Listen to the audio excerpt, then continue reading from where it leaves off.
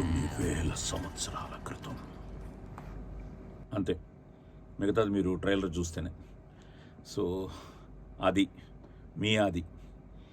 నటించిన శంబాల, ఇదిగో యుగంధర్ తను డైరెక్షన్లో షైనింగ్ పిక్చర్స్, మహీధర్ గారు, రాజశేఖర్ గారు ప్రొడ్యూసర్స్గా. ఇప్పుడే ట్రైలర్ అక్కడక్కడ చూపించాడు, మొత్తం నాకు చూపించలేదు, నేను మీతోనే చూడాలి. బట్ చాలా ఇంట్రెస్టింగ్గా ఉంది అండ్ ఆల్రెడీ మంచి బజ్ ఉంది.